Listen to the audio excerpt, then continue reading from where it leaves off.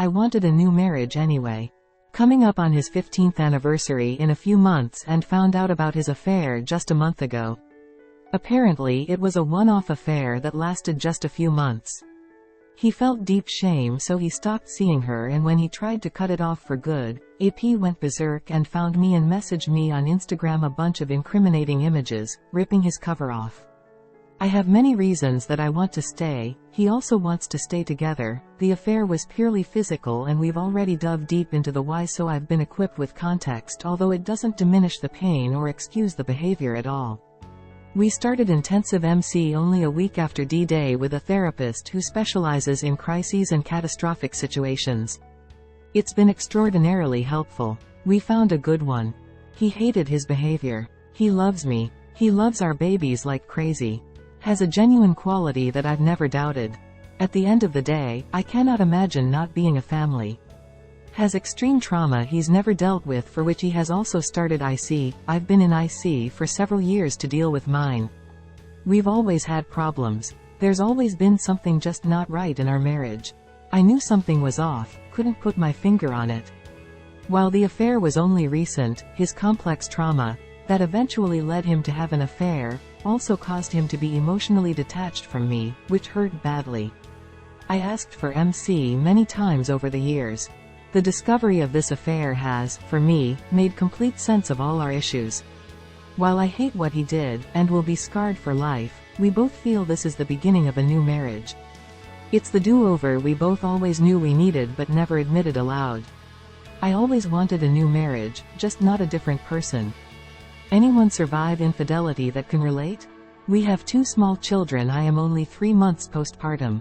So the idea of trying to reconcile and rebuild trust with him is so overwhelming while I'm trying to give my babies what they need and attach with them.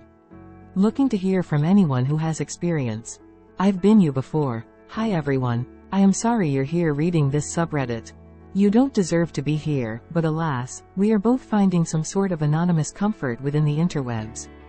I have been meaning to post on here for damn near a year, but I just became lost in other parts of my journey. I am writing to you because I want to let you know that I was a betrayed wife. I don't identify with that anymore, but this subreddit helped me through the worst time in my life thus far. You guys gave me a lot of insight, humor, and hope when I had nothing. And I know that sounds slightly ridiculous in some way since it is just a subreddit, but it is true. It is a tale as old as time. Luckily, my memory fails me with a lot of the hard details of that journey. My ex-husband was cruel to me about 3 years ago and had an affair that was physical and emotional.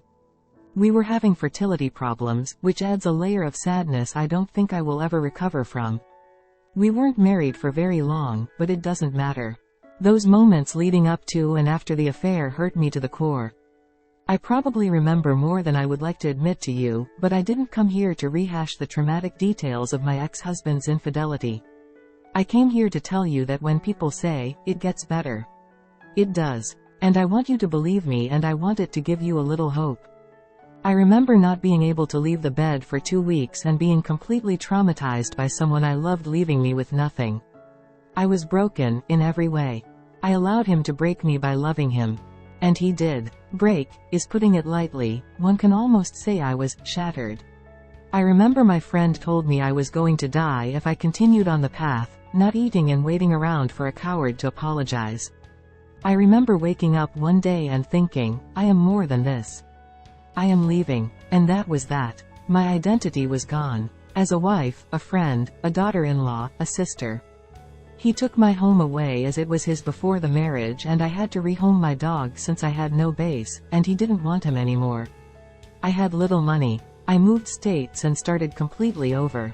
I had my cat and dog, a gigantic pit bull, mind you, in the car, and I left that life, my home, and the person who was supposed to be my best friend. I cried the whole way. I didn't sleep for about 3 months. I started slowly healing and I began to sleep and eat. I cried daily for about 6 months. I started a new job and found a rental home.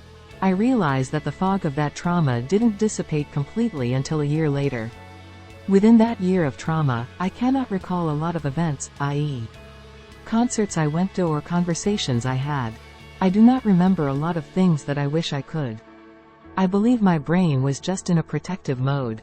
I'm okay with that now, and I've made peace that a big year for me is just now whittled down to one statement: I don't remember. I still go to counseling 2x a month, and yes, it still comes up. I find myself less and less angry and more like, I am really sad that happened to me. I didn't deserve it. I am dating a great man. And I have found love again.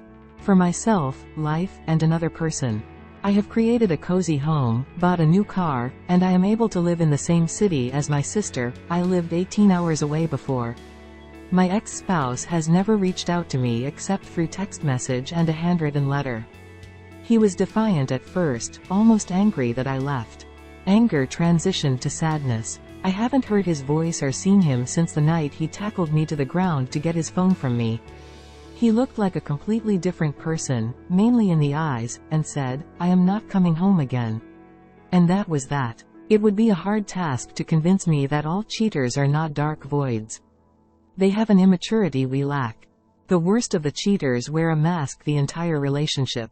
It does, in fact, make a very loud thud when it falls. I wanted to let you know that I have a lot of faith in the people here, and I know you will get through this hell. I hope as an even better version than you were before. Is it normal to care so much? Ever since finding out about my mom's serial cheating a few months ago, it has been bothering me. It's been on my mind non-stop this week due to the fact that I'm staying home for college break. My mental health has been terrible for other reasons, though this has definitely not helped lol, so she has been coddling me a lot and spending a lot of time with me. She even took off work to take care of me. Every time she is here I can't stop thinking if she truly loves me, and if she does, which I think is the case, why didn't she even give our family a chance? Why did she do everything that she did? Are cheaters even capable of truly loving the children that they hurt? I feel like they aren't. She has been continuously cheating on my dad ever since I was 1 to 2 years old, and would invite them over while she was supposed to be taking care of me while my dad was gone for work. She'd cheat during family vacations, leave us in our hotel rooms to go to another man's room, play with us but get up and leave in the middle of it to go send nudes to other guys.